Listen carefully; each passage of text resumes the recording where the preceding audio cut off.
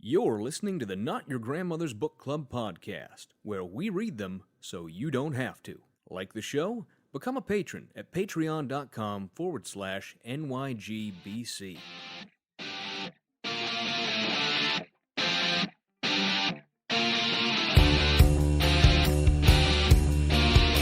You should write a book, Fry. People need to know about the can eat more. I'm getting this book on UFOs. Did you know they're real? But there's a huge comic conspiracy to cover it up. Oh, that's just a paranoid fantasy. I want to be a book that you can pick me up, flip through my pages, make sure nobody drew wieners in me.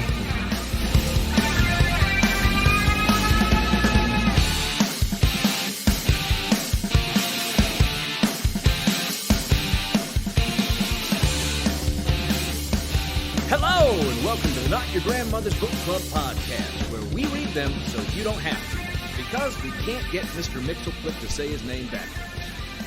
My name is Kevin, and I'm joined as always by my co-host Benedict, the only man ever fired by IKEA for using too many umlauts. Benedict! Okay, I know you think that's a great joke, but actually, unless it's German, they're not umlauts, so they're diacritic marks. So this is actually Language Swedish. nerd. So... You fucking language nerd. Oh, bilingual pedantics. Ugh. My favorite kind. And as you hear, we are joined today by a very special guest, Aaron Rabbi of Embrace the Void and Philosophers in Space.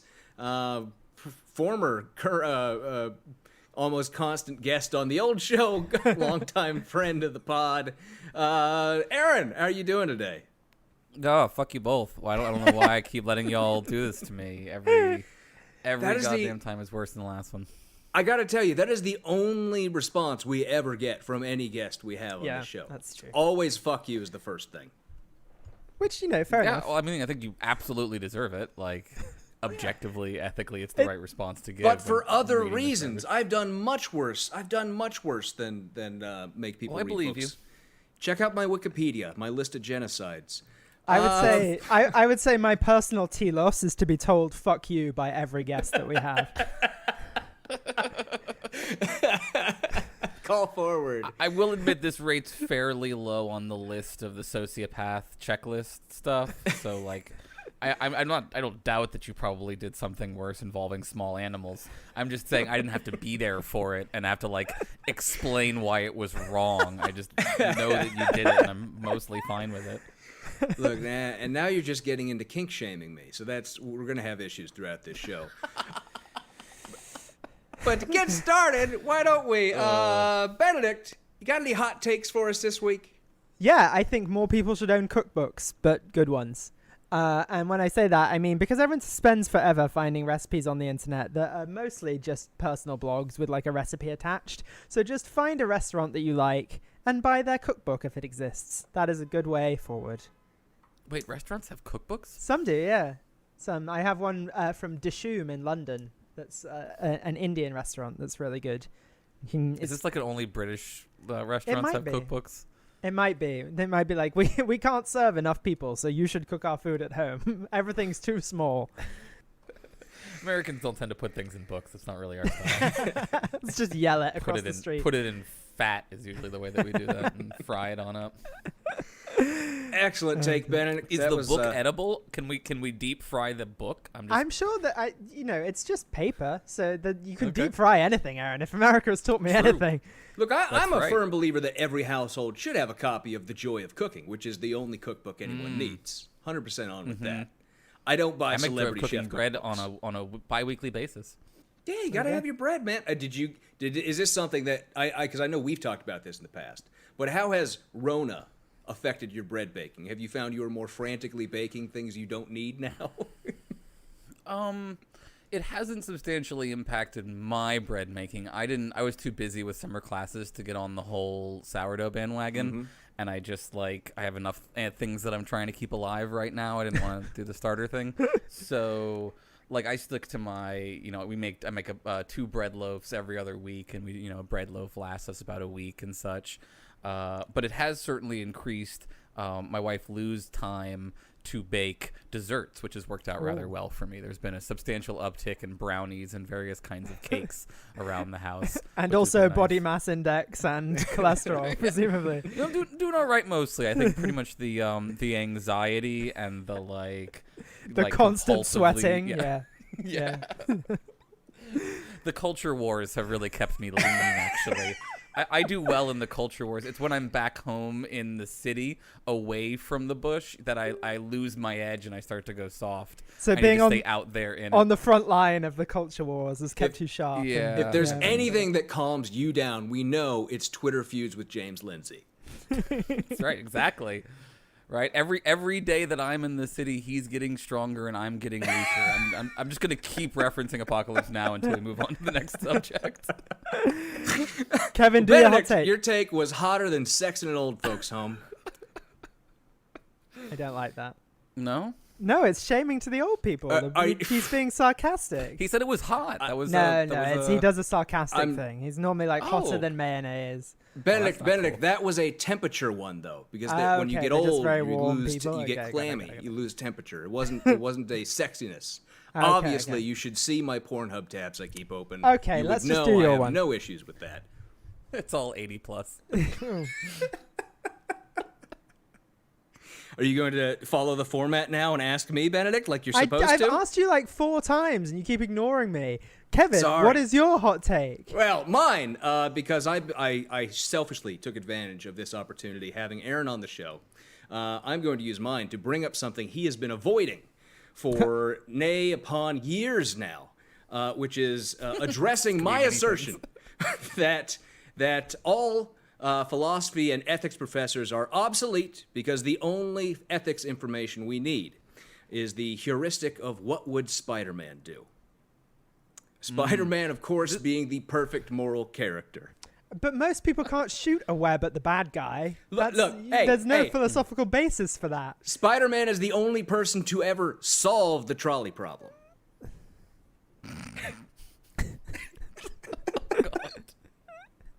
And the solution, Robinson's of really course, mad at you right now. the solution is to everyone never leave die? your home without web shooters. Yeah, I was going to say. I'm just happy you weren't going to ask me about the bodies. I'm really fine with anything that you want to theorize about after that fact. Sure, yeah, I'm a spider Kantian, right? Act according such that you can do only the things that Spider-Man can do, because Spider-Man can what? Shoots a web. Do whatever very a high Spider-Man and something. can, What yeah. where the song go? Spider-Man, Spider Pig, does whatever Spider a Pig. spider can. Swings a web. Come on. There it is. That's it. Childhood. But swings the web, and then what? Right? Swings the web. Is it very high? I don't remember And what comes after that. Humana, Spider-Man. I think that's how the song really goes. This is how desperately I want to avoid Ben Shapiro. I'm trying to dredge up Spider-Man. Trying to retroactively rewrite the Spider-Man song. Problem is, we probably now owe money to Marvel for the amount of the song we've sung. And he's to And he's really a stellar guy. Come on, it's Spider-Man. Catches Got it. flies, drinks their blood. Yeah, we all Okay. get it. But let's move on. Benedict, what's on your bookshelf this week? On my bookshelf this week is Conversation in the Cathedral by Mario Vargas Llosa, who is a Peruvian writer who's very good, and it's about the Peruvian dictatorship. And it was written in the 50s, 60s, I think, but it's good. Excellent. There you go. What about you? On my bookshelf this week, I have another comic book, as I always like to put on my selection. It is Rising Stars by J. Michael Strzinski, who some of our listeners might know wrote Babylon 5. It's excellent. It's an excellent book. It's very well done. It's one of the more emotionally stimulating reads I've had out there in comic books, and it's essentially childhood's end, but with superpowers instead of aliens. Fantastic read. Very good. Highly recommended. Aaron, Gotcha. you got any books you want to recommend to the listeners out there? Yes, that's me. Oh, well, this week I'm recreationally / for work reading We Are Legion, We Are Bob, which is the first book in the Bobiverse series, which is really, really funny. It's very well done. I don't want to give too much away because it does a beautiful job sort of laying it out. But if you're interested in uploaded artificial intelligence, von Neumann probes, and some pretty good 90s pop culture references, I would highly recommend the Bopiverse. Excellent. And I know you're a Neil Stephenson fan. Have you checked out Fall or Burn in Hell? Have you gotten around to that? No, one? I haven't. No, we just did Anthem for Philosophers in Space over the summer, so I'm on a Stevenson hiatus for at least 6 to 8 months while I recover. You got to have a break in between reading anything that long and that dense. Yeah, I have other things to read, like literally anything else, Neil. So unless he's going to pair up with an editor at some point, we're going to have to space it out. Well, with that out of the way, guys, why don't we get back to our book review of Ben Shapiro's The Right Side of History. Ben Shapiro, of course, the world's only 36-year-old, 19-year-old. This week we're reading Chapter 3, From the Dust. And I just did Benedict's line. Oh, that's okay. You're Don't worry supposed about to it. do that part. I know. I wasn't ready to do it, so you know what? Let's just leave it like week, that for man. the. It's a weird week. Every time I come on this show, I feel like it's couples counseling. It is a little, yeah. It's fine. Like it is my kink, so it's fine. But Benedict, do you have an alternate chapter title for us this week? Yes. It is. I was bullied in high school. Because you were the kid who kept talking about how you could speak Latin? Yes. Exactly. Hey, I took 6 years of Latin. I took 6 years of Latin take too. mild offense to that. I did too. How little do you remember? Because I bet it's more than I don't. Quintus in horto est. And there you go. They get a little genitive for you. Oh no, is that no? In horto, you started trying to talk about it. Yeah, no. There you go. I think it takes the ablative. Anyway, whatever. I remember a little. I did 3 years of ancient Greek too, so I'm really in a great position for all these refutations that I'm about to do. Before we get onto the philosophical stuff, because I'm going to leave that to you. Benedict, are you not capable of doing the Romani ite domum? No, I'm not. I'm also the verb. I don't think Benedict knew that was from the Life of Yeah, Brian it's thing. the Life of Brian. Fine. Romans go home. You got to. I got it. Fine. All I have left from Latin actually is omnia mihi Graeci sunt. Do you remember that one? Yeah. It's Latin for it's all Greek to me. Very good. And now you're just making jokes that go around my head because I don't speak the fucking language. It was a productive 6 years, is what I'm saying. I read like a book of Virgil. Like at the time. I read the Aeneid too in the original Latin. It was horrible. Aeneid it book took forever. 4. Aeneid book 4. Yeah, and Ovid. Yeah, oh god, Ovid, yeah, the Metamorphoses. Anyway, we are really playing into Ben Shapiro's hands here, talking about how educated we are. But no, you are aware that none of us had a classical Western education, of course, because it's been stricken from everywhere. It's no longer allowed. These people are all canceled. You can't actually read anything from more than 60 years ago at this point. It's all verboten. I certainly didn't spend all of my time at UVA reading pretty much Greek and Roman and philosophy and all the history classes or anything like that. No, well, as we all learned from Rage, you don't have to burn the books, just remove them. Listen, Rage Against the Machine is one of the great philosophers of our time. I'm not... Truly is, though.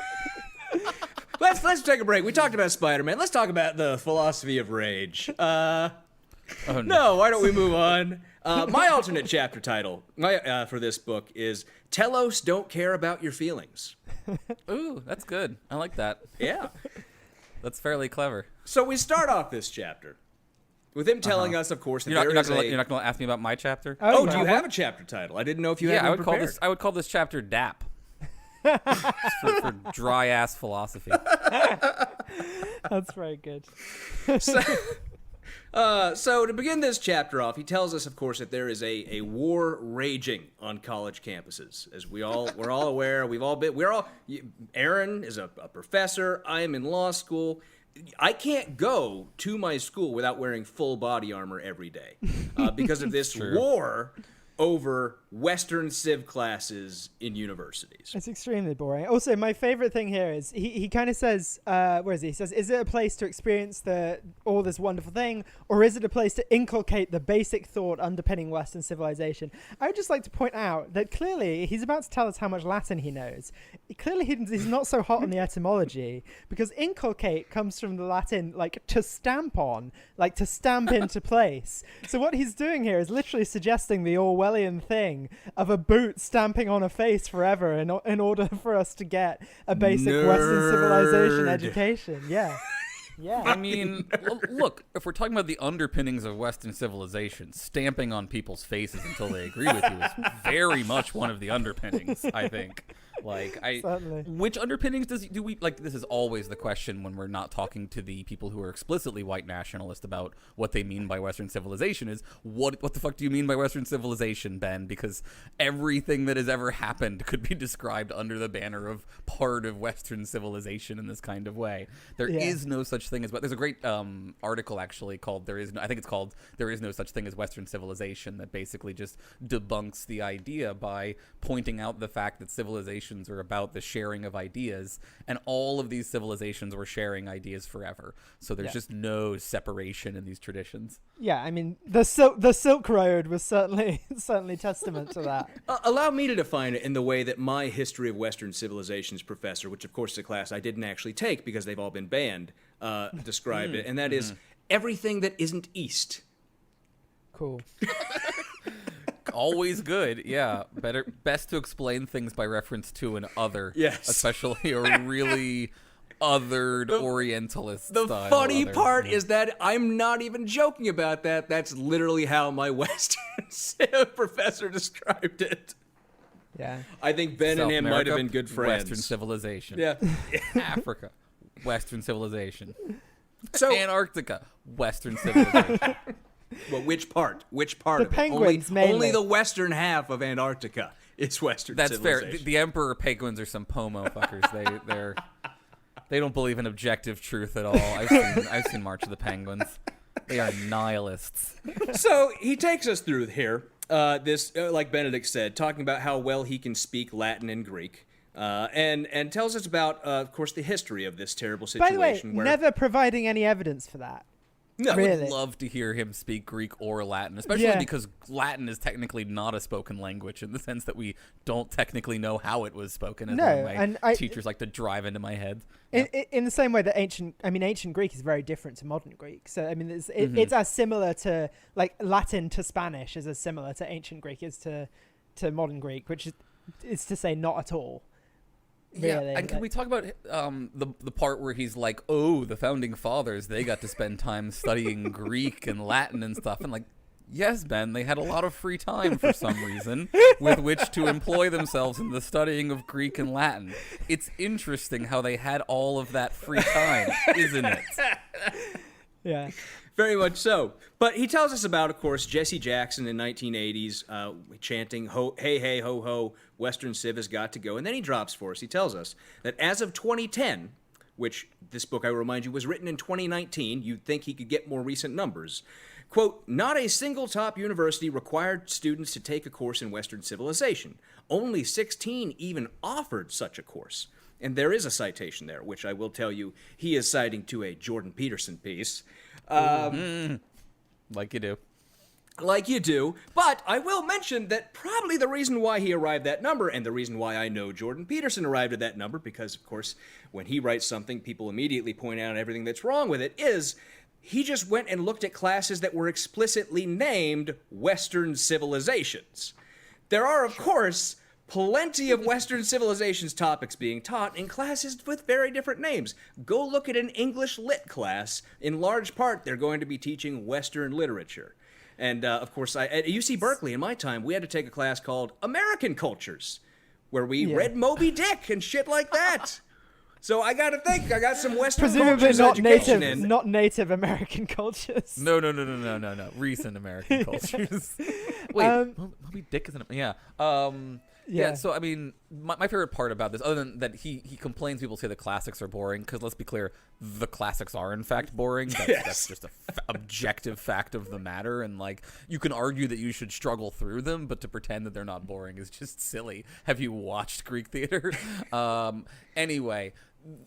I'm going to disagree with you on that slightly, but that's okay. I mean, I think they're worth reading in the sense, as you say, struggle through. But sometimes, like Sophocles is a decent dramatist. Especially taken in the context of his time. So shut your elitist mouth. I mean, look, I read a lot of Plato, and like some of it, like Euthyphro. The Euthyphro dialogue, nice, tight dialogue, really solid, not going on forever the way a lot of the other dialogues do. But for the most part, if you think about the basic principles of theater, like what you ought to do good theater, and then you think about like what the Greeks did, it's not the same thing, right? Think about the most basic principle of theater, right? Show, don't tell, right? What's the basic principle, one of the basic foundational principles of Greek theater? All of the action literally happens off stage and then is described by the chorus.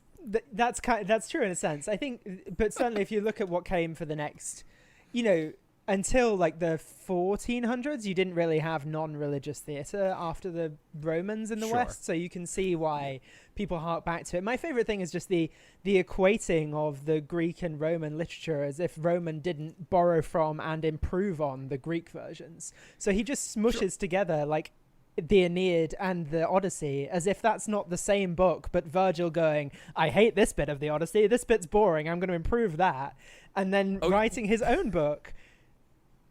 You mean kind of like the way that he's going to take Plato and Aristotle and mash them the fuck together and just, like pretend that they're almost the exact same person? That's sort of running together? Yeah, exactly. Well, that's it for Not Your Grandmother's Greek Theater Club for this week. Sorry, Aaron, I interrupted you. You're saying why you were saying it was happening. It's okay. Look, I played Thrasymachus and Trojan Women. I know what I'm on about here. And anybody who wants to cancel me because I am taking a blowtorch to the foundations of Western civilization can come get some. Our combat has to happen off stage, Edward though, and then someone has to describe it to people. And then we have to have a god come down at the end and solve all of the problems rather than having it happen organically, because that's how good theater is made. You don't want it to build naturally to a conclusion. You want to have just drama. God fixes it. I'm sorry. Please don't insult my Lord and Savior, Spider-Man. Sorry, Spider-Man fixes it. Yes. I am attempting, much as you have, to start the cult of Spider-Man. I would like to leave enough historical documentation behind so that 500 or 600 years from now, people see this and they know there are documents proving that Spider-Man existed. There are video representations of Spider-Man as we know he existed. This must be real. That's adorable that you think anything is going to last in the void. I'm totally... I'm cheerful for you. Go for it. It's going to be great, man. So the reason that I thought that this claim about there are none of these things that are required was going to, in fact, be a hedge on the fact that most schools these days do not specifically require a single class. I was going to ask that. A variety of classes, that are core classes and will meet core requirements. And I would bet you would find a vast number of history and literature classes that are of the kind that you described that would meet those core requirements. Now, Aaron, I'm not saying that this is something that's likely to have happened, but let's just say you were, I don't know, a professor. And perhaps you taught in a subject where maybe at your current rank, being a young professor, you had to teach some classes that could be called, I don't know, core classes. Could that possibly be a thing? And in any of those classes, could it potentially be a thing that you may teach, I don't know, some of the Greek classics, some of the historical philosophizing of those ancient Greeks, which Benny says are banned and no longer allowed? Well, I mean, as someone who wrote his undergraduate honors thesis on Aristotle's Nicomachean Ethics, of course, I had to write it in my attic so that nobody would find out. But, I had to defend it in the attic, too, which was really crowded. I teach Aristotle in my Intro to Ethics class, it turns out, because I think that virtue ethics is one of the core ethical theories, and so it's pretty essential. And so I teach, a section of the Nicomachean Ethics that I think is valuable in conjunction with some other materials, because Ben is absolutely 100% full of shit. and like everyone I know who teaches intro to ethics almost certainly probably teaches Mill and Aristotle, and like maybe like at least one Platonic dialogue is probably in there. If they're cool like me, they'll use the Euthyphro. If they're not cool, they'll use like the Apology or the Credo or something like it's that. always the Credo. Always the fucking Credo. But all this is to terrible. say, Yeah. but all this is to say that Ben's whining here at the beginning that Western Civ is being eliminated from classrooms across the United States is, of course, nonsense. Oh, by the way, I really enjoyed his half-paragraph non-engagement with the entire bibliography of Edward Said. Yes. I know, I enjoyed that as well, because I could just I imagine every time he says Said out loud to himself, he spits. I think Said is one of those guys who makes right-wing pseudo-intellectuals very angry. Yeah. Yeah, well, this was really exciting to me because I've just started this PhD in education, and as we all know, genuinely true education is overrun with critical theory, and so Said has been coming up in my critical theory readings, and in this particular case, right, Ben is complaining that Said points out that the Greeks and Romans were into things like othering and denigrating of non-Western traditions, which is 100% true. These people invented the word barbarian. Like, come on, Ben. You're one of their barbarians, motherfucker. They othered you. Barbaros can confirm that is a Greek word for foreigner. How often does he forget that he's a fucking Jew? There's a bit later when he's like, and then the Jews and the Greeks came together magnificently, and I'm like, is that not what Hanukkah is about? Like, I'm not an expert by any means, but Hanukkah's kind of a big deal, right? Like, yes, they came together for a series of minor military victories. Exactly. Well, so much of this book is Ben, obviously because he knows who his audience is. Ben, we've said before, Ben is a smart guy, but a very dumb guy. But he knows his audience is almost entirely evangelical Christians in the United States. That's who Ben's real audience is. And so he spends so much of this book Christian pandering. It does occur to me at times, does he forget that he's Jewish? It really does, because he really harps on the Christian part of it. And you haven't gotten this, but in the next chapter that we're going to do, he sort of tries to bring it together and say, Christianity is the one that brought all this stuff together and gave us real great Western civilization. Can't wait for that. Yeah. Yeah, by the end of this chapter, I definitely had the sense that he was going to do this great synthesis of these different traditions into some absolute god-awful bullshit.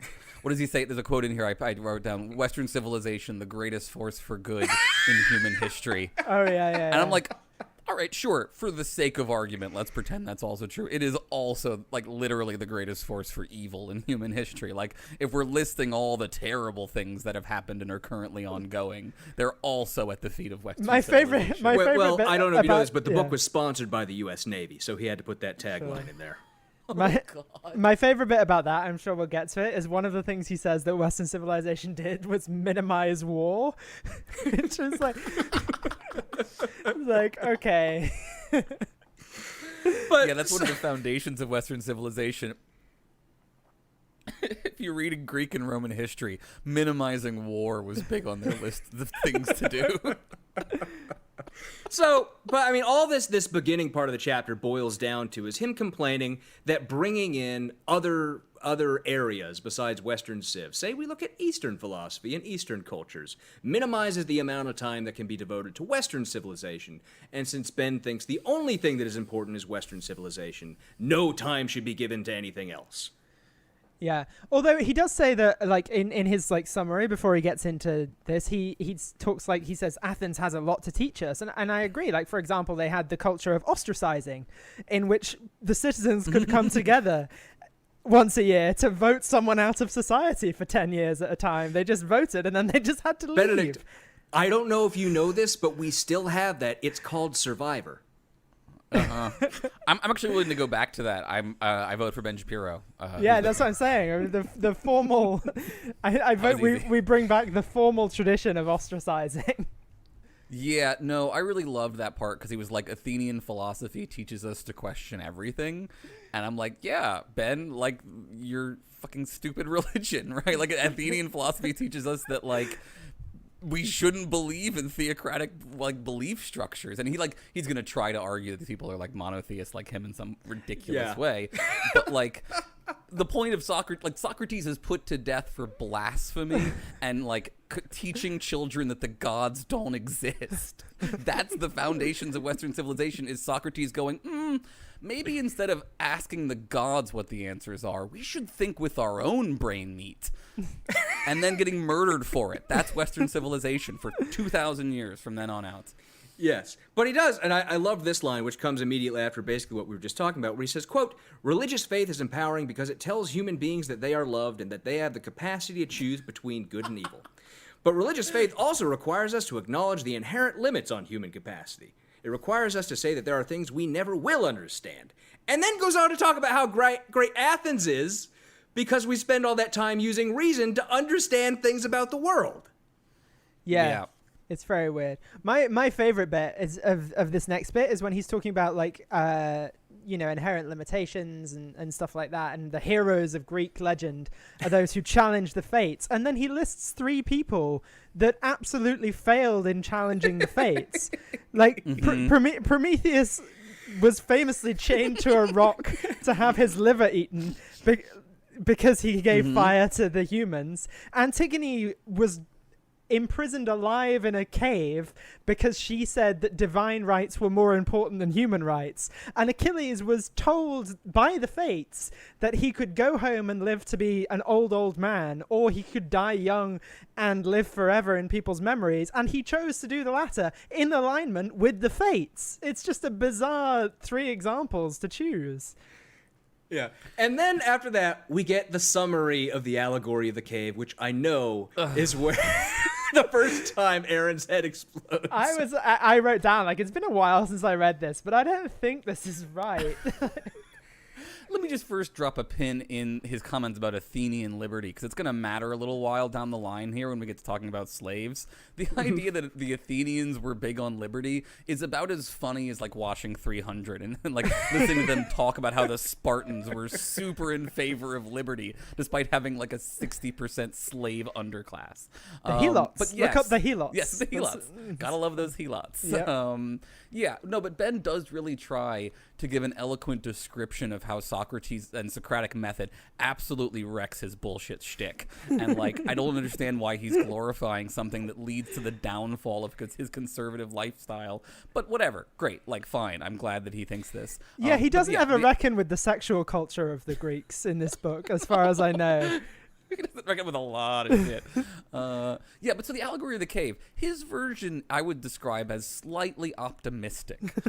In the traditional model of the allegory of the cave, when the individual returns down into the cave to try to bring truth, that individual is murdered because the people down in the cave do not want that information. And I think we all know which side of that situation Ben would be on, right? Ben's a theist. Ben's like, that shadow is God, and I'm going to murder you if you say otherwise. It was magnificent. Yeah. It really is. It really is fantastic.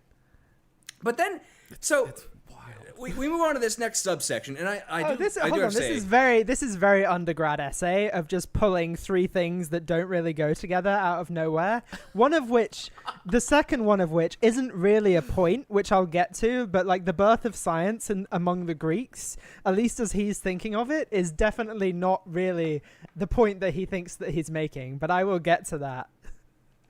As someone who studied medieval Spain and Islam, we will get to that.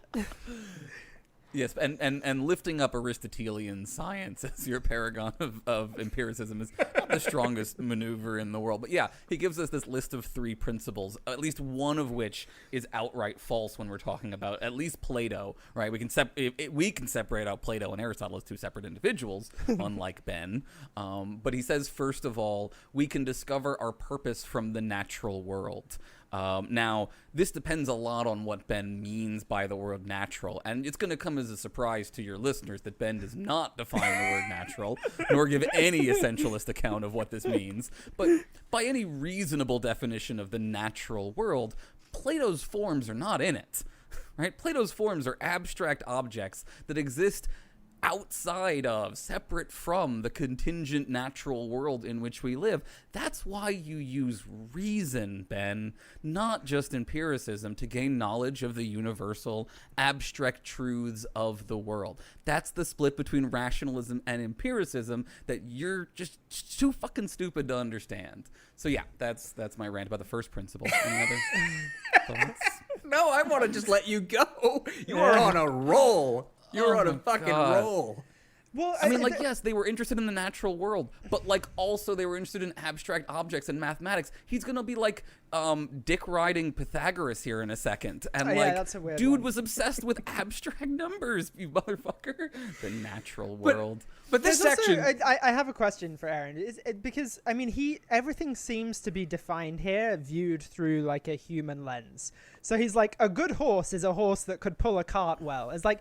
Would the horse define that as its purpose? Because I'm not sure the horse would agree. Oh yes, I have lots of things to say about his virtue theory. I mean, like, in his defense, insofar as he's literally like copying it from the virtue ethics Wikipedia page, like he does correctly describe how virtue ethics basically works, separate from like the logos part, which gets a little silly in his description. But like, yeah, we can talk about that in a second. Yeah. I don't know. Do we need to even talk about the other two principles? Well, so I just want to point out that what we're talking about here, this is the portion of the chapter where he introduces telos, right? And he's tying... I mean, the principles are natural law, science, and the basic of secular government. Right. That's what the stuff in this chapter And is. we're in the natural law section right now. And the only reason I'm bringing it up is because we didn't say the word yet. And this becomes a large part of his argument, and it will continue to be part of his argument throughout the book because Benny is a natural law guy, obviously. And so he's trying to tie all this together by looping natural law and the telos concept, all this together in a way that's eventually, by the end of this book, hopefully going to get back to God says it, so right-wing economics? Yeah. Can So I ask you, trickle gentlemen, down. since you've read more of the book, and I use gentleman here very loosely, does he ever define natural law or explain what he means by natural law? Does he give any account of this? I'm fairly certain this is the first time he introduces it properly, right? Okay, I think great. this is it. I think properly so, this is the first time yet, but I think basically to him, what I've gathered so far is it means what God said is his idea of natural law. Okay, because there are different accounts of natural law, and he runs several of them like right into each other in this particular chapter, right? There's one way that we can understand natural law, which would be the law-like principles by which the world functions, right? Things like physical laws and such like that, which I think it's fair to say the Greeks believed existed and that we could discover them through reasoning and such like that, right? And then there would be natural law in the normative kind of sense, that like there are sort of moral laws written into the fabric of the universe. And certainly some of the Greeks, you could argue, and again, like the Greeks are not monolithic, but like there are realists among the Greeks as well. But he just kind of flips back and forth between like natural law as physical laws and natural laws as ethical laws, just rampantly. And I think he's intentionally trying to blur the line there because that's most convenient to his argument. Yeah, and they're not the same fucking things. Like, and some modern philosophers reject the existence of natural laws in the scientific sense. Some modern philosophers reject the existence of the kind of moral realism style natural laws that someone like me is sympathetic to, but they're different fucking arguments. And what he's doing here actually is really weird because, again, Ben is a religious person, and he is 90% cribbing from Hume, actually, not from the Greeks. He's laying out a Humean worldview where he thinks that the world exists only of facts, right? And that, basically, like, there's the natural world out there that is facts only, and then we assert our values onto it. And then he's saying that the Greeks didn't have that particular kind of view, and that we have to, I guess, reject the Humean approach in favor of the Greek approach. But like so much of what he's describing here is just wildly incompatible with his own kinds of theism, and or just an utter misunderstanding of what the Greeks were actually arguing, just kind of retconned for his purposes. I think the Humean approach is what he takes when he's not talking to a specifically religious audience. The whole like facts don't care about your feelings shtick is very Humean and like you can't do anything to change the fact. So I think that's like his fallback when he, for example, is on college campuses or that kind of thing, and it's not a specifically religious audience that he's talking to. I think he works that in a lot. So I think that's probably what he's trying to do here. But then his argument throughout the book is that Jerusalem and, you know, Judaism and then lastly Christianity has been crucial to bringing all of this together, and therefore none of this would exist without a divine creator that is specifically the creator of his religion. So yeah, it's a very strange mix of arguments. It's a very mongrel philosophy. Not unlike Western philosophy, it's for a giant melting pot, right? Yeah, which is great. Melting pots are great. They produce good stuff generally.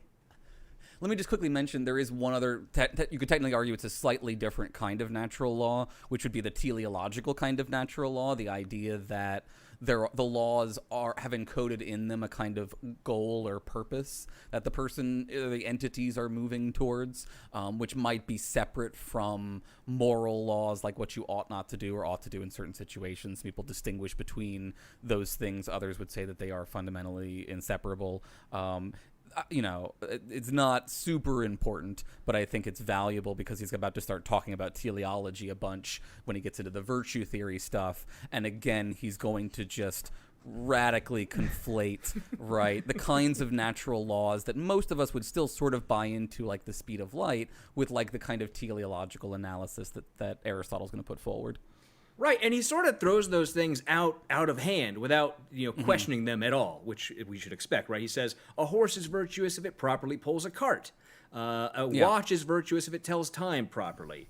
And I think he says the roots of a plant only exist to fulfill their purpose of bringing nutrients to the plant. Yeah, and this is fairly, like for the most part, just correctly, and like he runs Plato again. Like I said, you said he runs Plato and Aristotle together here, but really he's mostly just talking about Aristotle. And so Aristotle does lay out this view, and it ties into the Greek understanding of essences, and that definitions are supposed to track what is the essential feature of you, what is the thing that separates you from everything else in the universe. And so Aristotle categorizes the different groups of things by their different capabilities. And so like plants can only engage in the nutritive life of gathering nutrients and growing, whereas animals can engage in perception, but humans can do both those things and be rational as well. And therefore the rationality must be our true purpose. That is actually genuinely how Aristotle makes the argument. It's not a good argument, but it is technically what he actually argues. That's not Ben's fault, right? That's Aristotle's fault. See, the most surprising thing to come out of reading this chapter is every time you tell me Ben got something right. I know, it's creepy. Some of this stuff is at least like straightforward enough and like easily explained on the internet enough that like it should be very difficult for him to actually get this wrong. Let's see. He moves on at this point into the virtue theory stuff we were talking about, right? So this is where he pivots into virtue theory out of the natural law, telos concepts he was talking about. And he starts to try and create a difference between the Greek sense of virtue and the modern sense of virtue. Right, where he says the modern sense of virtue is more focused on whether individuals engage in particular actions that are moral or immoral. Whereas he says, I think correctly, that the Greek sense is more in creating the virtuous person. Yeah, and so, this is not great. And again, I want to say, Aristotle definitely thought that our end was reason and the life of contemplation. Plato, it's a lot less clear about what he actually thought on this particular front. So let's just pretend like we're talking just about Plato and not worrying about Aristotle, not worrying about Plato. I also just want to highlight that I think it's hilariously cringe anytime a philosopher says what the actual good life is just being a philosopher. It's just so obviously self-aggrandizing. It's like all the books about writing, and they're like, oh, the life of a writer is a struggle. Like, yeah. I know. Yeah, it's basically the Hemingway maneuver. So here's the thing. There have been changes, and those changes have come about for very understandable reasons as a result of Darwin, primarily, and then existentialism, right? We have good reason in the modern world to think humans were not created for some sort of purpose, right? We just came about. We do not have a purpose handed to us essentially via nature in that kind of way. And that's why you have folks like the existentialists who come along and say, we can assign our own purpose from the inside out. And it's why, modern virtue theorists, like myself, in our attics hiding away, will still claim that you can have a telos. We just say, you choose your telos, right? You realize my telos is to help people or to teach or to be a doctor or something like that. And that telos is no less real or true as a result of that. So that's one way in which it's been updated. The other one that he points out is the situationalist update, which is, the Greeks had, not all Greeks, right? A lot of the sophists made very strong situationalist arguments. The Ring of Gyges thought experiment is the original situationalist argument that says that virtue will fail if you put it in the right kind of situation. And what you find in modern psychology is if you put people in situations with less oversight and, unclear directions and a lot of pressure, then they will do really, really horrible things, even if they are fairly normal, fairly well-habituated individuals. So this raised doubt in modern people that character as a concept in the way that Aristotle saw it as a fairly permanent, consistent behavior over time in a variety of different circumstances was not actually the way that human beings work, and that sort of our values float around on the surface of circumstance.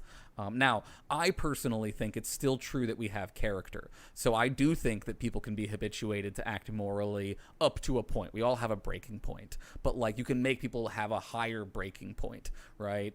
So a lot of folks, I think, are in that kind of camp these days. We're not radical situationalists, I think, the way that Ben wants to imply. And I think what he overlooks here and what sort of stuck out to me was, even if, assuming he's correct about the Greek sense of creating virtuous people, the end goal is still that whether it's the situational approach or being a virtuous person, that you make virtuous choices and virtuous decisions in those situations, which I think he sort of glosses over and acts like that's not a component. Yeah, and though he also is going to point out that the sort of Greeks had the kind of view where they saw moral obligation as sort of determining what your will should be, and that sort of like Kant in the same way, they saw freedom as acting according to true understanding of the moral, the moral forms or something like that. So yeah, but the whole point of virtue theory is humans are creatures of habit. Get yourself in the habit of being courageous and honest and those sorts of things, so that when there's a lot of pressure for you not to act that way, you can still do the right thing in that particular moment. And I actually do still think that model of moral education is important, and we should still be using it, and nobody should be trying to cancel it. So get away from my Aristotle, blah, blah, blah, or something. Well, to end off this little subsection here, the only other thing I picked up on, I don't know if you had anything, but the only thing I picked up on that I did think was a little funny, particularly given how much he keeps talking about Plato, is that he says, quote, the ancients realized that any theory of telos had to rely on the presence of a designer. Yeah, that's my favorite bit. And this, I mean, we all love this, I'm sure. As such, they were philosophical monotheists, even if they were religious polytheists. Absolutely untrue. Absolutely ridiculous. I mean, that's a nonsensical fucking thing to say. I mean, shout out to the Pythagorean cult. They worship fucking numbers. Really worship those numbers hard. Yeah, I mean, I'm not an expert on logos, so I only, I spoke with some of my friends who are more familiar with it, who are like, yeah, it's not what he's talking about, of course. They believe that the world, it's very similar in some ways to the kind of comprehensibility hypothesis you see in modern science, which is that the universe is comprehensible, that it's the kind of thing that can be understandable, and it can be understandable because it acts according to consistent general principles of some sort. I think that is more what they had in mind, was that it's a system that is rational in the sense that we can rationally understand it, not in the sense that it was crafted by some sort of deity like he has in mind. They didn't necessarily even believe in the deities in the same way that he did. So yeah, right. That's. I think that entire little paragraph and a half, whatever it was created because he came up with the concept or the phrase philosophical monotheists, realized how good that was, and had to find a way to shoehorn it in. Well, realized how unchallengeable that is as a thing. there's no easy way to argue against that, because if you're just like, well, they were philosophical monotheists, like there's no way to disprove that, really. Like, yeah, anyway. There's multiple forms. There's the truth and the good. Yeah. And the just. They're not philosophical monotheists, you fucking nitwit. Yeah, I mean, that phrase doesn't make sense in any way, right? If you, No. oh, they all had the same philosophy? No, it doesn't make sense in that way, right? Well, it's they all also had weird. a common core to their philosophy? No, there was variations. It doesn't make sense in any single way. It's also Socrates weird because listened to a demon in his head. That is the foundation of Western civilization, a daemon. Socrates in just his head. really liked to argue with people. Like, I think here's what it really comes down that's to, the I think. foundation. Ben realized that he's relying so much on Greek, and at some point, one of his readers are going to go, wait a minute, they don't like my God. And they're going to go, shit. So he had to find a way to say, well, no, it's okay. It's okay. We can tie them together somehow. We can say that even, look, they said they believed one thing, but really, it's our stuff they liked. Do you know what? I'm actually surprised he hasn't pointed out yet that the Bible, the first distributed Bible, was written in Greek. I'm genuinely surprised that hasn't come up. I guess maybe it will. I mean, at some point he's got to at some point explain how like the Christians just ripped off a bunch of Greek philosophy in their attempts to explain their monotheistic God. I assume that's where this is all going. Greek We'll philosophy see. and, We haven't and gotten that Greek, far in the Greek book myths. I mean, it's all, Yeah. you know. Yeah. But we get next, and our king of empiricism, Ben Shapiro, devotes an entire one page in total to the birth of science. This is my Yeah. favorite bit. Because, It was a okay, very fast birth. it was.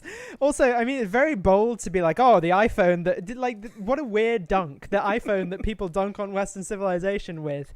Like, okay, if we're talking about modern science in the concept of, like, a mathematical-based science, then I'm sorry, that has very little origin in the Greeks, beyond Pythagoras. The Greeks did not have the concept of the number 0.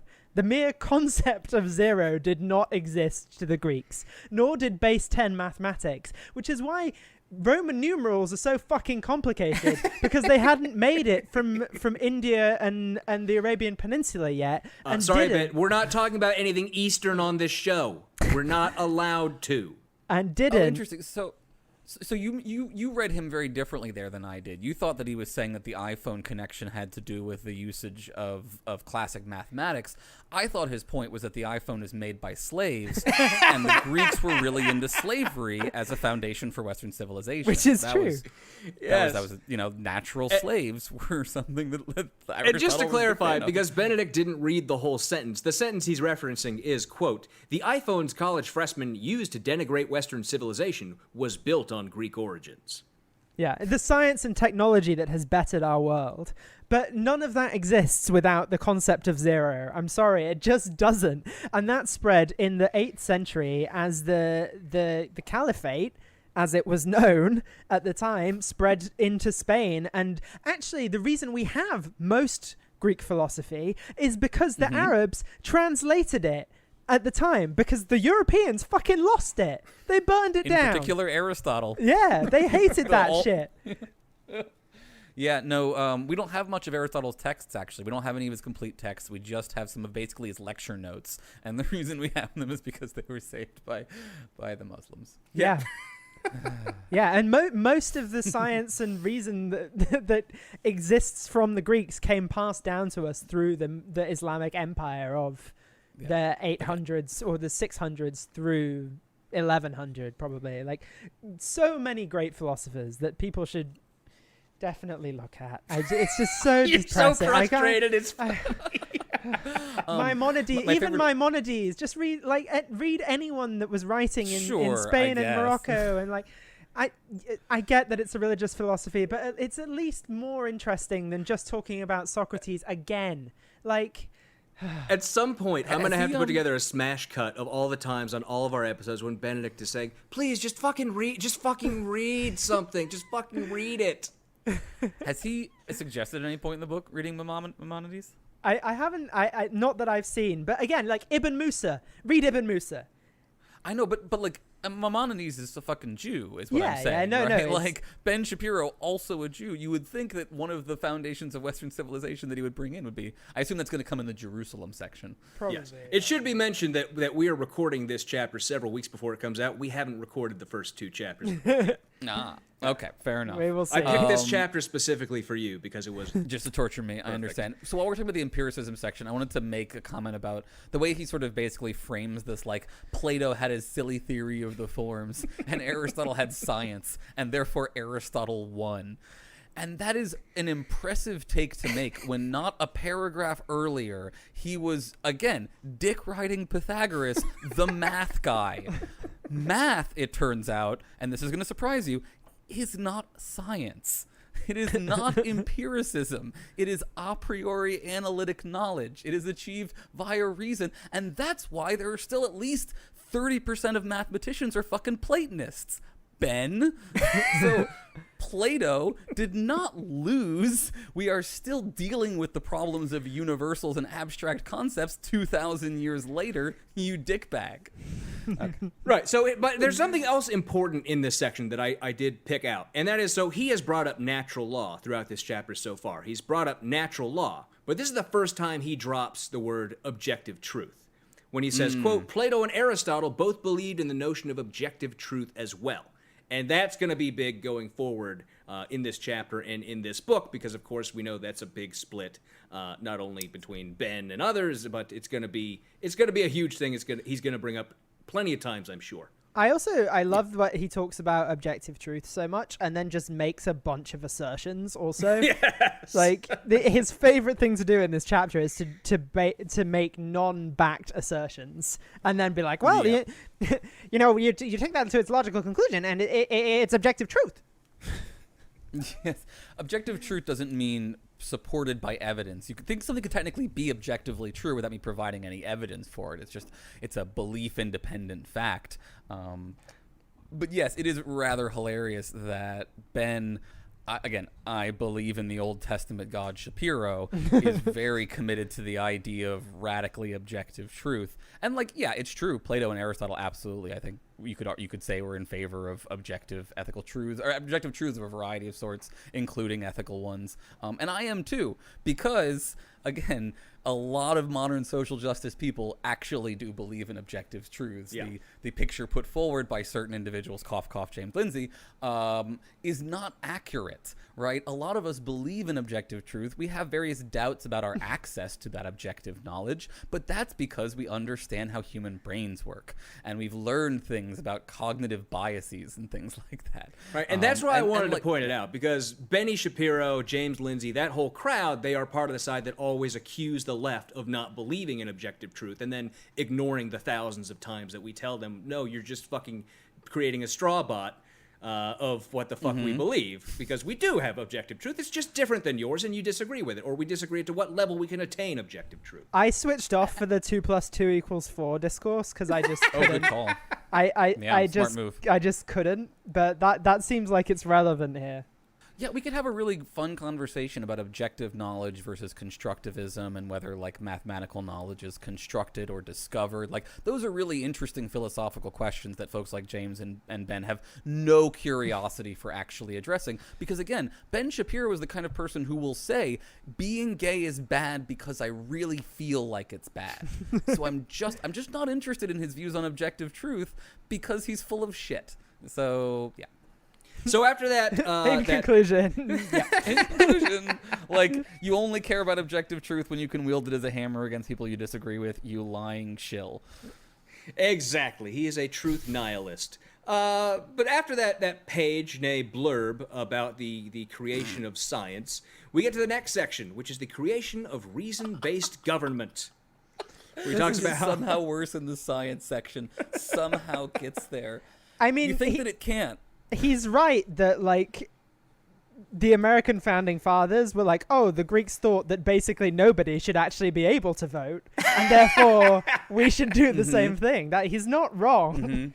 I mean, look, it is true that, right, the core of democracy comes from Greece and Athens in particular, right? But it's what we have now is vastly different than what they had, and Ben knows that. He obviously knows, and the founding fathers knew that. Everyone knows that. Let me ask you all guys a question. As you were reading this, do you feel like Ben is giving the impression that Athenian democracy arises in response to Socratic and Platonic thinking? Yeah, I'm just curious. I think that's so. the takeaway you have here, right? I think that's the conclusion that he because is he's arguing pushing, it's reason-based government, and that's the word he uses. Okay. Reason-based. I think that's what he's trying to tie together. How would you feel to find out that Athenian democracy precedes Plato by about 180 years? Interesting. I mean, I knew that, but I'm not an idiot. So, also, like, Socrates, famously, as you said, executed by the Athenian democracy. So yeah, it was kind of a grab bag. It was a little bit of a shit show. It's basically the fell over and fall into the swamp version, because it's just like 100 years of, well, we try to put some reforms in and then we get sacked, or like, and then we have an uprising. And then you could point out the fact that like Athenian democracy didn't arise because of some people's high-minded views about virtue. It arose in response to near constant rioting. Like, it's, you know, it's the Ferguson model of bringing about democracy is what I'm saying. And so, like, he paints it as this idea that, like, everybody listened to Socrates and Plato and suddenly, like, democracy was birthed upon the world. From Socrates' skull. Like Zeus was birthed from the head of Kronos as it split open. And I love that he can't keep this shtick even going in this one section, because he then has to talk about the Plato's Republic and how Plato essentially, like, his theoretical framework is very, very fash. And he, like, even cites Karl Popper pointing out that Plato's framework is pretty fucking fash. But Benny argues immediately before bringing up Popper that it's actually communist. Waste. Yep. It is both communist and authoritarian and fascist. But Ben's solution to this, right, to get Plato back on the right side of history, is to say that Plato was mostly joking when he laid this out in the Republic. Which again has been the fascist really defense for 2,000 years. Like, right. Yes. Again, the foundations of Western civilization is I was joking about the fash thing. I was pretending to do the, or was I? Right, and then you do the meme. So yeah, like. You could legitimately make a case that like Plato's hypothetical republic is not meant to be taken literally. You cannot make a case that Aristotle's claims about natural slaves were in any way metaphorical. Aristotle absolutely 100%, and that's the dark side of the elitist view that the Greeks believed, which was, you know, if virtuous lives of flourishing are what matter, then human beings who can't achieve those lives of flourishing matter less. And can be treated differently as a result. I'm sorry, Aaron. In this chapter lauding Aristotle for all of his great accomplishments and being the foundation of Western civilization, I must have skipped over the passage where he mentioned the natural slaves. Can you tell me what page number that's on? Oh, weird. He doesn't mention the part. He also probably doesn't mention the part where Aristotle says that women, unlike natural slaves, have the capacity for reason, but lack the internal fortitude and consistency to act based on their reason, and so can also be properly subjugated. Why would he bring up something he just agrees with? I don't understand. I realized as we were talking about bits we skipped over that we skipped over the bit about Western civilization and why it's great. So do you mind if I just go back and read that? It's on page 41. So he says, I'm just going to read the whole paragraph. He's talking about how some people have said Western civilization has done bad things, and he says, this is a dramatic, deliberate misreading of the history of Western civilization, the greatest force for good in world history. That statement is not meant to ignore the myriad evils in which Western civilization has participated. Fine. But Western civilization has freed more people than any other by a long shot. It has reduced poverty, conquered disease, and minimized war. Okay. Many things to unpack there. It has freed more people than any other. Also even enslaved those true, same people. Why were those people enslaved in the first place? What happened before the Emancipation Proclamation, Ben? What happened for 150 years before the Civil War, huh? Oh, you know Ben is one of those, well, the Africans were selling them into slavery, Oh, yes, the Africans were selling them into slavery. Yeah, conquered disease by using it against the Native Americans, I guess. I don't know. Conquered with disease. He missed out the with. Okay, no, that's fine. That makes sense. Again, Guys, editors. All these slavery and editors. germ warfare are parts of the foundations. minimized war as, you know, famously the most warlike continent on the face of the earth, being Europe. So frankly irrelevant Have content. you ever heard of the Pax continent. Romane? Yes, yes. And again, I would ask, what came before the Pax Romane? Romani What was Augustine doing for a few years before the Pax Romane, Ben? Yeah, there was a lot of about Ben. Bella horrida bella, as I think Cicero puts it. Christ. All right, so we move on. We get to the next section. If we're all done with this one, I'm and good. this Yeah, is I'm good on that. So. what Athens tells us and what it doesn't. And it starts off with these lines. Quote, I said certified freak 7 days a week.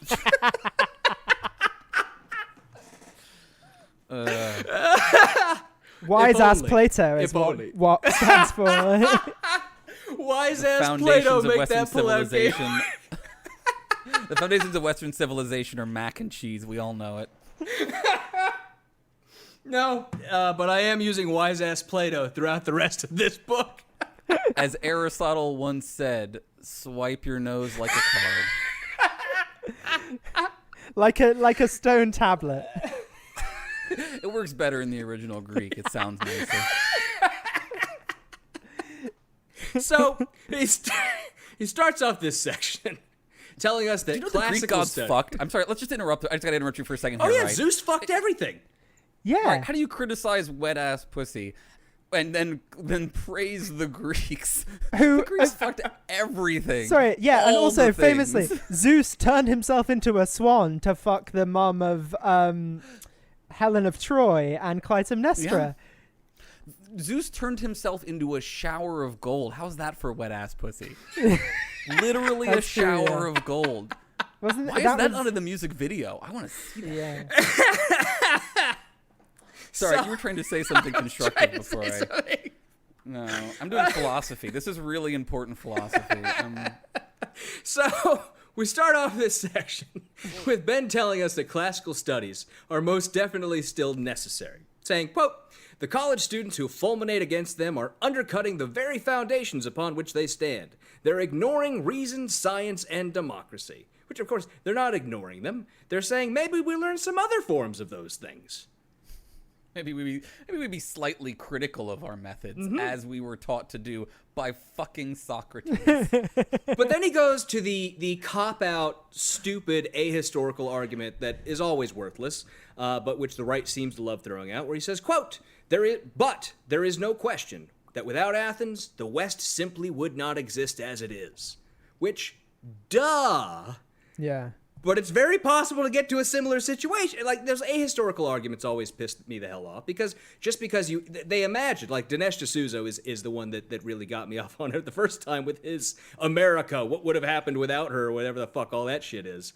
They always assume that you just erase all of those concepts, ideas, actions, nobody else will ever have them or act on them.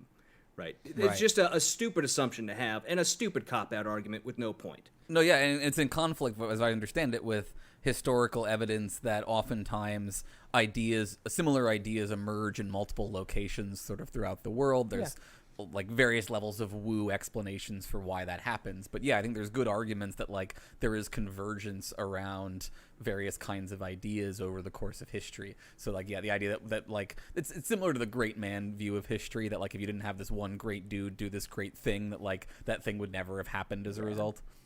Right. Yeah, I mean, the actual interesting counterfactual is what happens if the Greeks are beaten at Marathon and the Persians invade. I think you certainly don't have monotheism in the West in the same way, because the Greeks were relatively tolerant of the Jews largely, like, and allowed them to practice. And Christianity probably doesn't emerge without the Greek and Roman Empire influence in the region. So. Can you imagine if we had a polytheistic religion with gods that fucked all the time, how much better America would be right now? Yeah, let's didn't go have back the to those Greek Puritans. foundations. Oh man, anything that we can do to change the timeline that retcons the Puritans out of existence, I am for. If you can take the Calvinists with them, I will absolutely have weird deity sex with you. I believe that's season 5, episode 2 of Legends of Tomorrow. I'm not sure, but I think that was the one. I gotta watch that show. Oh, man. So you really get caught up in it. But he continues on saying, with that said, Athens alone is insufficient to explain the greatness of the West, which I had to cross out and write whites, because every time he says Western civilization, I keep crossing out and writing white, because that's really what he's talking about. Yeah, this chapter is pretty mighty white. Mighty white of him here. Yeah. I think Benedict Shapiro is one of those people. I don't know why I used his full name. That is definitely not his full name. Are you kidding? I think. It is Benethan? Benjamin Shapiro. Benethan Shapiro is one of those fight people who wishes he had a southern accent where he could pronounce white as white. I think he's one of those kind of people. What? Yeah. No, Ben could never be a southerner because southerners talk slowly, and Ben would probably explode if he tried to talk at the pace of a southern gentleman. Yes. Yeah. But he tells us that about that. Yeah. He talks fast so that you can't counter his points. But he says Athens wasn't enough. The West still required Jerusalem. And he returns to this thing, which he had in previous chapters. You didn't see this, Aaron, but he talks about his fourfold framework for meaning, which is individual purpose, individual capacity, communal purpose, and communal capacity. And where does he get those from? Well, he just made them up. That's just his thing. That's basically... He didn't get this from Jerusalem. They don't come in a little Jerusalem box of some sort, like a gift shop. There's a dreidel. Love, and then there's a dreidel that has all four things written on it, and you spin it, and whichever one it lands on, that's what you have to do today. There you go. Shem is communal. Fuck! Today capacity, I understand. Today I got communal capacity. Fuck. All right. I thought it was like practice individual person, like nobody's watching. That kind of thing.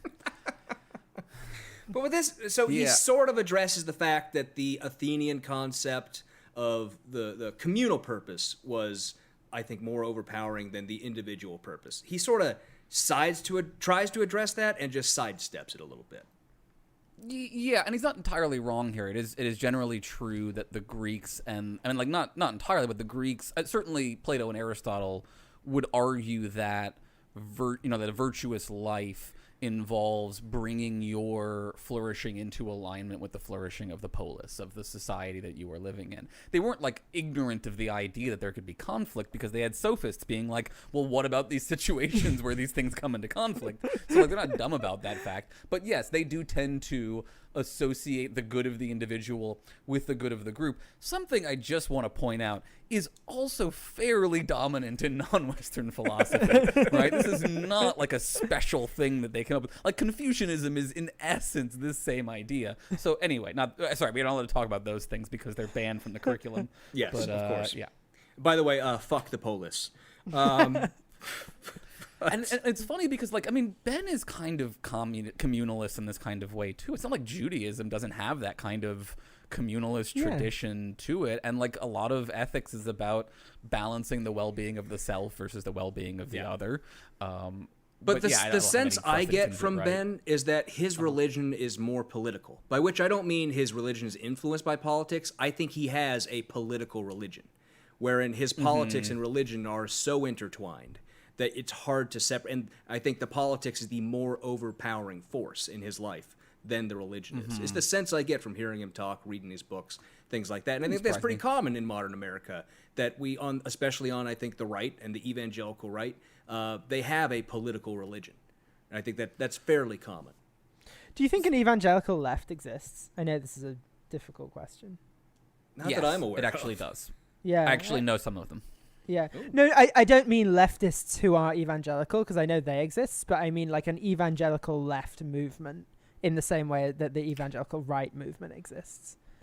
Yeah, there are, woke pastors, essentially. There is a movement of social justice, and a lot of it, draws on things like liberation theology, which is a long tradition of social justice in the Christian, in the Christian world. So, yes, there is, I think, leftist pastors out there. I know this in particular because of all the horrible stuff I've had to research about sovereign nations.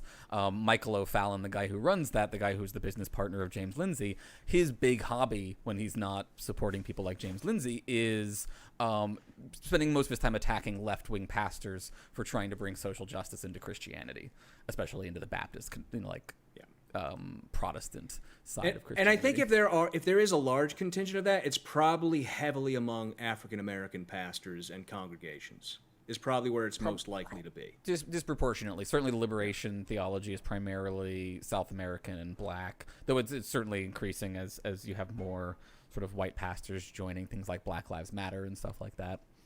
Yeah.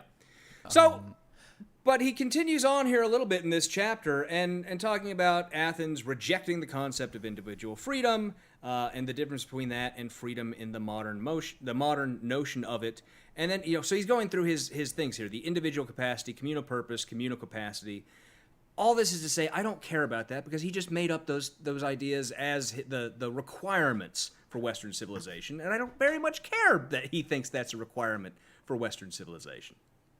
Yeah, I mean, it's not a horrible framework for things to care about. There's some things here that are a little weird. So first of all, we should point out virtue ethics. One of the major critiques of virtue ethics is that while it is true that your flourishing is dependent on the flourishing of the community, the thing that really matters in virtue ethics is not the flourishing of the community, it's the flourishing of the individual. It is often criticized for being overly focused on the kind of perfectionist project of increasing the flourishing of individuals rather than promoting of the large-scale good or something like that. In theory, those things will align, but it is a difference in emphasis that I think that he doesn't really understand because he thinks that because we're reliant on the polis, it must be that the value is located on the communist level rather than on the individualistic level. Yeah. There's a bit in here where he talks about free will that was not particularly clear at all, obviously. But I wanted to just point out, because he kind of gives the impression that the Greeks thought that if you understood the moral truth, you would necessarily act according to it in some kind of way, which is not correct, right? Socrates did think that if you really truly understood morality, you would be compelled to act according to it. Aristotle, on the other hand, believed in akrasiks, which is the Greek word for individuals who understand morality but lack the willpower to act based on their understanding. So they fully well understood that people could get morality and still do the wrong thing. So just a minor, point that he's just not understanding about the Greeks, I think. I don't think he understands very much about the Greeks at all. But... yeah. So that's Unlike about the it. laws of Moses. That's about it for the end of this chapter. We get to the end, and as I always do, I will read the final paragraph in its entirety, which is, quote, "Most of all, how does philosophy translate over into action? Where the law of Moses is written in stone, the natural law often seems vague or even illusory. How can the world of thought be united with the world of practice? Could the thundering voice of God demanding action from the mountaintop somehow be linked with the quiet, questioning voice of the philosophers demanding reason from nature?" End of chapter 3 of The Right Side of History. And as I mentioned earlier, what we're going to be getting in the future is that Christianity is what brought the two together and created the harmonious, perfect world we have today, where, of course, no Christian have ever done anything wrong, and Christianity has never been used to promote terrible, terrible ideas. My favorite part about the end of the chapter is where he says the laws of Moses are clear. That's a killer joke. He's not well known for a sense of humor, but sometimes he gets a solid one in there, I think. Well, Aaron, you are, as we mentioned, a professor. And as this is basically a first-year paper on Aristotle and Plato, I got to ask, what grade would you give this bad boy? I would give this a C+, probably. Ooh, that's a failing grade, isn't it? The gentleman's C+. I remember you telling me once that a C is basically a failing grade. Well, what are we talking about? This is like, are we talking about for an intro course? I guess like an intro course, maybe I'd give it like a B-. It depends if it was the first or second paper, like if he had expected him to improve upon, like, given how many books he's written, yes, I would give this a C, because he should know fucking better by this point. Absolutely. Well, Aaron, thank you so much for coming along and doing this chapter with us. We always love having you on the show. It's been a long time since we've got to sit down and talk with you. My pleasure. It's a lot of fun, even though I fucking hate both of you for making me do this. It's fun, though. Yeah, no, it is. Well, if people want to find more of you, where can they get you? Oh, they can find me on any of the pod apps at Embrace the Void or Philosophers in Space. You can find me on Twitter, endlessly harassing the anti-woke community. It's at ETVPod. That's probably the main spots. Excellent. And come join the Philosophers in Space Facebook group, because Yes. there's a lot of fun in that group. It is a fun group. I enjoy it. Well, anyways, that's it for this week's show. Thank you all for listening. We hope you enjoyed. And remember, if you just can't get enough of us, you can go over to patreon.com/NYGBC and become a patron for as little as $2 an episode for patron-only episodes, shout-outs on the show, drawings to win our copies of the books we read, and more.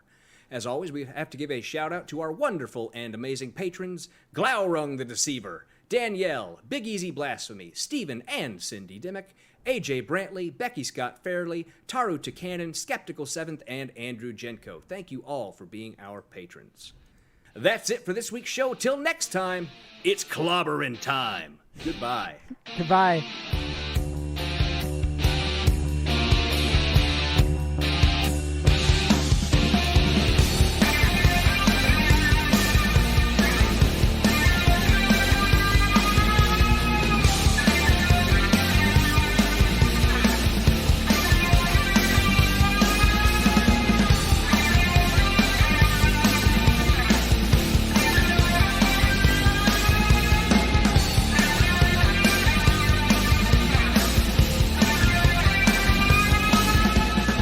The Not Your Grandmother's Book Club podcast is a production of Kevin and Benedict Productions. Copyright 2020, all rights reserved.